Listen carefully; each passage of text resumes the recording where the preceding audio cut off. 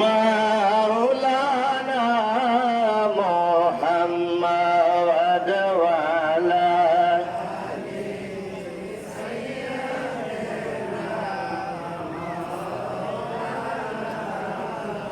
محمد اللهم صل على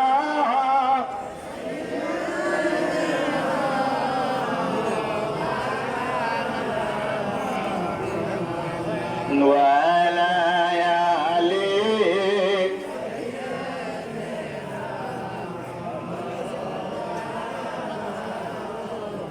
নবী গো আপনার ভালোবাসায় আল্লাহর ওলি হওয়া যায়। নবী গো আপনার ভালোবাসায় দুজকে হারাম হয়ে যায়। আল্লাহ মাশাআল্লাহ সাইয়্যিদনা মাওলানা ওয়ালা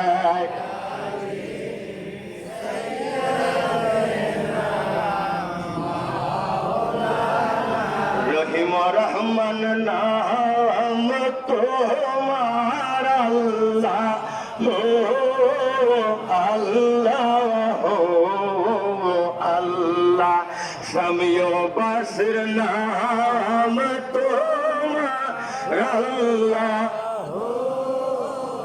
আল্লাহ ও আল্লাহ আল্লাহ আল্লাহ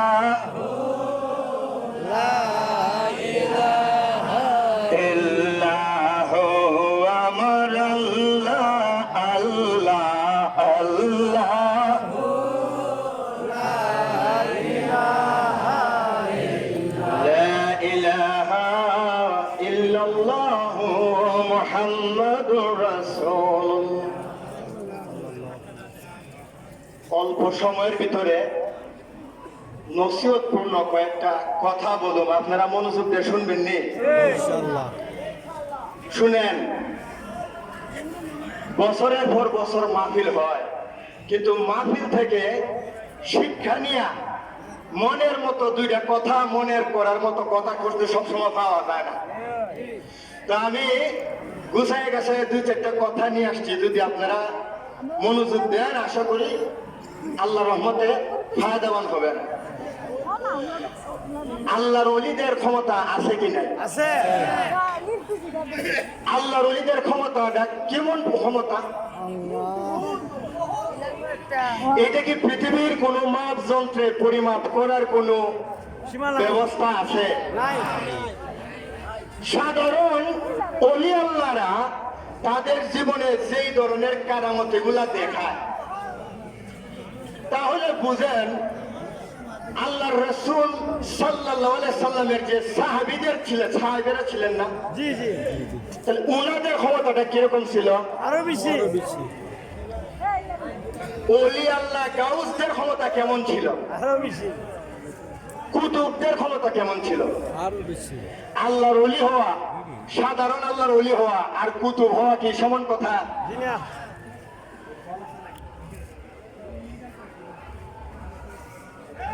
তাহলে বোঝা গেল সাধারণ মানুষ আর আল্লাহর ওলির মাঝে পার্থক্য আছে।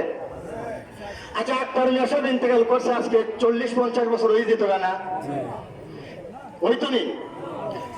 50 বছরে যদি আপনি ধরেন, 50 বছরের নাসিরনগর থানায় কত বড় শিল্পপতি মারা গেছে না? আক্তারুল নেশাদ চেয়ে আরো বড় টেকাওয়ালা জমিদার মারা গেছে নি? কিন্তু তাদের বাড়িতে যাইয়া দেখেন তো ওই লোকের মৃত্যুবার্ষিকীতে কয়জন মানুষ হয়? কয়জন মানুষ হয়? মানুষের খবরই নাই, মানুষের খবরই নাই।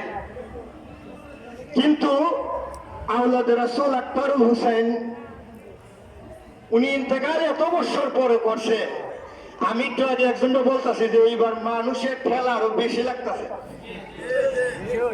আজকে আমি হাতে গানে হাইটটা আসতে দেখি আমি তাল বেতাল হয়ে যাইতেছি গা।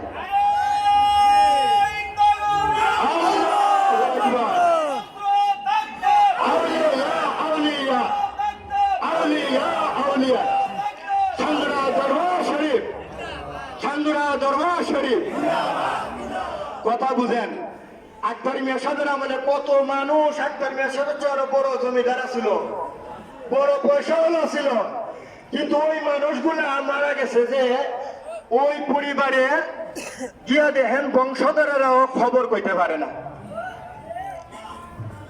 এমনকি নাসিরউদ্দিন সিপাহসালারের যে বংশধারা এর মধ্যে কত মানুষ মারা যাইতেছে না, কিন্তু আক্তার মিয়া সাহেবের মতো এরকম মজবাড়া সবার পক্ষে সম্ভব? সবার পক্ষে কি সবাইকে আক্তার মিয়া সাহেব হয়ে যেতে পারবো? এক এক ফুলের এক এক গ্রাম, এক এক ফুলের এক এক গ্রাম। আল্লাহ শাহজালাল এক ক্ষমতা দিছে, কেল্লা সাহেবের এক ক্ষমতা দিছে, আক্তার মিয়া সাহেবের এক ক্ষমতা দিছে।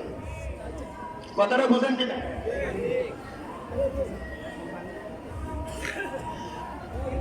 আল্লাহর ওলিদের যদি এত ক্ষমতা হয়, সাহাবীদের ক্ষমতা কিরকম ছিল? আল্লাহ রাসূলের সংক্ষিপ্ত একটা জীবনী কম আপনারা শুনবেন নি। আল্লাহ রাসূল অভাবে ছটফট করতেছেন, ঘরের মধ্যে কোনো খাবার নাই। তখন ওনার মেয়েরে বললেন, মা গো, ঘরের মধ্যে কিছু খাওয়ান আছে কিনা? আমার ঘরে তো কোনো খাওয়ান নাই, এই কারণে তোমার এখানে আইছি, তোমার এখানে কোনো খাবার আছে কিনা? তখন আল্লাহ রাসূলের মেয়ে উনি বলতেছেন, বাবা আমার ঘরে কোনো খাবার। দেখেন আল্লাহ আমাদেরকে কত খাবারের ব্যবস্থা করছে। আক্তার মিয়া সাহেবের উরুসে শত শত গরু জমা হইতেছে না, এগুলা তো মানুষের বেরিয়ে যায়। হ্যাঁ, কিন্তু আল্লাহ রাসূলেরা নিজের এই ইসলামের প্রচার করার জন্য ওনারা কত কষ্ট করছে। আমরা তো রেডিমেড ধর্মটাকে পাইয়া গেছি গা, এই কারণে আমরা ধর্মের মর্যাদা বুঝি না। তো আল্লাহ রাসূলের ধর্ম প্রচার করার জন্য কত কষ্ট। আল্লাহ রাসূল যদি চাইতেন ওনার হাতে আল্লাহ জান্নাত দিতে পারতেন না? আল্লাহ রাসূল চাইলে পারলেননি? তখন মেয়েরে কইতেছেন, মা গো খাবার কিছু আছে? মেয়ে বলতেছে খাবার কিছু নাই। তখন আল্লাহ রাসূল বৃদ্ধ হয়ে গেছেন, বস। তখন বলতেছে, আচ্ছা দাঁড়াও, হাসান হুসাইনে কিছু খাইছে কিনা? তখন ওনার মেয়ে বলতেছে, না বাবা, এই খালি পাতিলে আমি চামিচ দিয়া দিয়া নাড়াচাড়া করতেছি, আপনার নাতিরা খাবার একটা বাহানা দিতেছি, কিন্তু খাবার নাই করে। তখন আল্লাহর রাসূলের আরো কষ্ট বেশি লেগে গেছে গা। এই দেখবেন অনেক সময় আপনার একজনে খাওয়ান না দিলেও আপনার নাতি পুতিরে খাওয়ান না দিলে আরো বেশি কষ্ট লাগে। মানুষ এরকম কয় না? আমাদের ইউরোপের মধ্যে অনেক লোক আছে, হুজুর আমি কোনো কাফেলা নিয়ে আইছি না, আমারও দেওয়ান লাগতো না, আমার নাতিটারে চাইয়া, এমন হয় না? তখন আল্লাহ রাসূল যখন উনার নাতির পেটের খিতাব শুনছেন, তখন উনি কইছে, আচ্ছা দাঁড়াও আমি যাইয়া দেখি ঘরের বাহিরে কোনো ইন্তজাম করতে পারি কিনা। তখন আল্লাহ রাসূল বৃদ্ধ শরীরে, শরীর কাঁপতে কাঁপতে উনি একটা কুয়ার কাছে গেছেন। কুয়া বুঝেননি? এখন তো মানুষের ঘরে ঘরে মোটর, সাবমার্সিবল, টিপা দিলে পানি মোটরে উঠে থাকা। তখন তো মাটি গর্ত কইরা পানি বালতি দিয়া দিয়ে তুলতেন। তখন আল্লাহ রাসূল দেখলেন এক বিধর্মী, মানে মুসলমান না, এরকম একজন লোক পানি তুলতেছে। তখন আল্লাহ রাসূল গিয়া বললেন, বাবা রে, তুমি যে পানি তুলতেছ, তোমার পানিটা যদি আমি তুললে দিই, আমারে কিছু মজুরি তুমি দিবাই কিনা?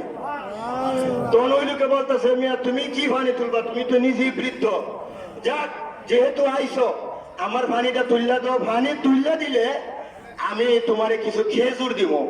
সুবহানাল্লাহ বললেন না? তখন আল্লাহ রাসূলের তো পেটের খিদা, ইহানে নাতি ওরা পেটের খিদা। আল্লাহ রাসূল মনে করলেন, কয়েকটা বালতি যদি আমি তুলতে পারি আর কয়েকটা খেজুরও যদি দেয়, অন্তত আমি আমার নাতি ইমাম হাসান হুসাইনের মুখে দিতে পারো। ওই আশা কইরা আল্লাহ রাসূলের শরীর কাঁপতেছে, অসুস্থ শরীর।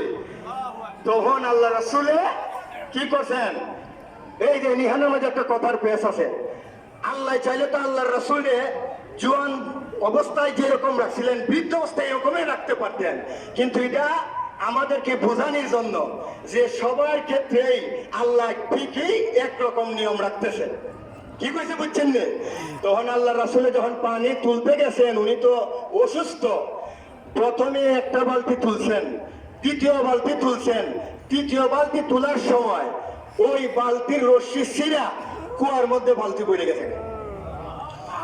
এখন উনি আইছিলেন কামডারে আগায় দিবার লাগিয়া, অনকে কাম আগাইছে না পিছাইছে? তখন ওই বিধর্মিত আর আল্লাহর রাসূলের চিনে না, চিনে? এই যে জিনিস চিনে না, এর কাছে এই জিনিস নিলে এর মূল্য বুঝবো? আচ্ছা, একটা হীরার টুকরা যদি এক কানার হাসে নিয়ে দেন, সেইটা বুঝবো?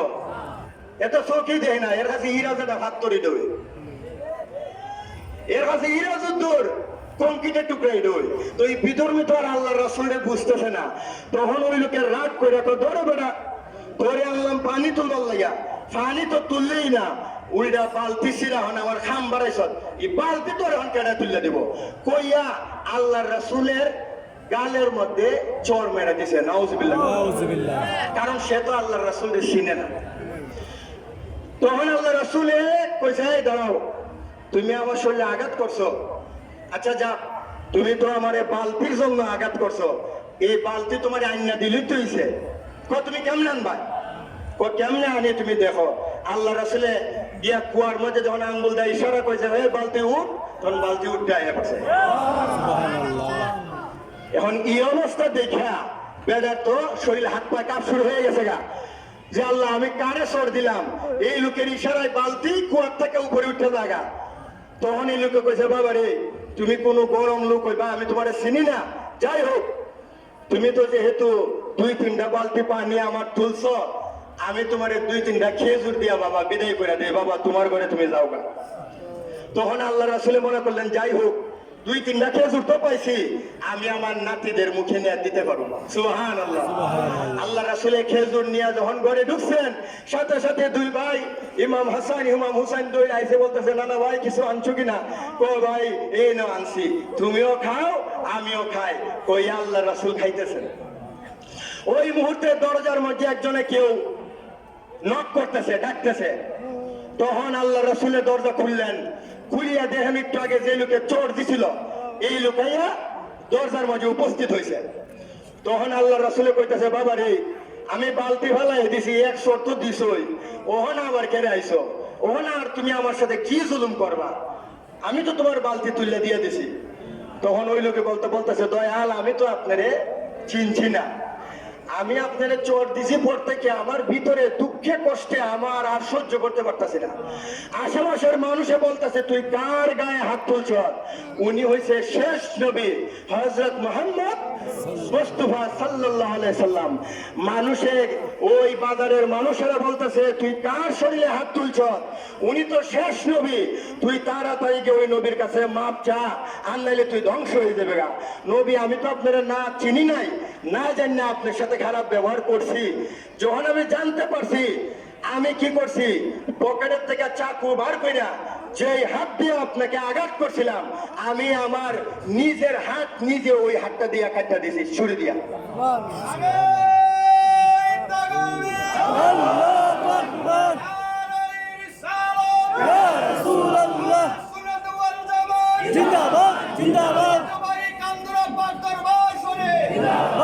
সুবহানাল্লাহ। দেখেন তখন কথাটা কি হইলো, ওই লোকে বলতেছে, আমি তো হুজুর জানি না। এরকম হয় না অনেক সময়, আপনি ধরেন এক আইনের লোক রেখে আপনি বললেন, এই শালার বেড়ে শালা, ওখান দেখলেন বেটা বড় পুলিশের আইজি, তখন কি এই গালি ঠিক ভাই মাফ করে দেন?